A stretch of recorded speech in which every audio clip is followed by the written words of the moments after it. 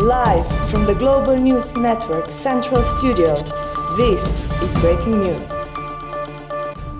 The political crisis in Outopia seems to have reached its peak. After the previous government resigned, which resulted in early elections, the political parties were unable to reach any agreement to form a new government. This ushered the country into a prolonged period of power vacuum. During this time, political decision-making was brought to a halt, which inflicted devastating consequences on Utopia's society, infrastructure and economy. Gross domestic product plummeted. Social services were on the verge of collapsing.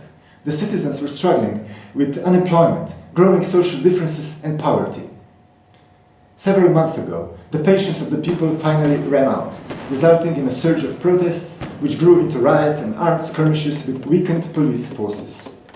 This marked the beginning of the so-called uprising, which even further increased the segregation of Utopian society and brought the country to the brink of a civil war.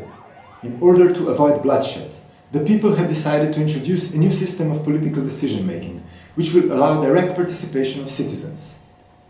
Groups of citizens will thus be permitted to propose new laws, which they find necessary for the country to function. A special legislative body has been introduced, the so-called People's Parliament, to vote on these proposals.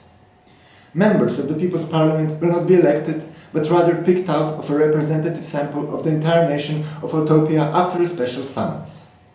The departments of state will thus function merely as expert executors of the passed bills. Opinion polls have shown that over 85% of the population supports this decision. And so it seems that Outopia is undertaking an unprecedented socio-political experiment, a government of the people, by the people, for the people.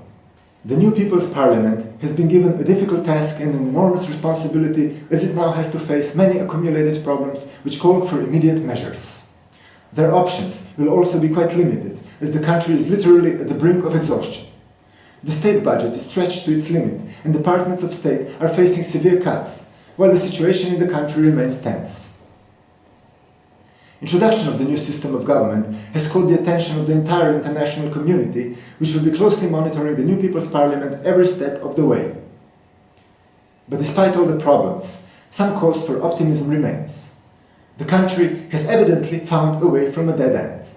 Every Outopia citizen is relying on the members of the People's Parliament to be decisive and courageous and to lead the country onto the path of reconciliation and towards a better future worthy of the country's name. Will their story end in success? Only time will tell. This is Donald McKee, reporting live for GNN.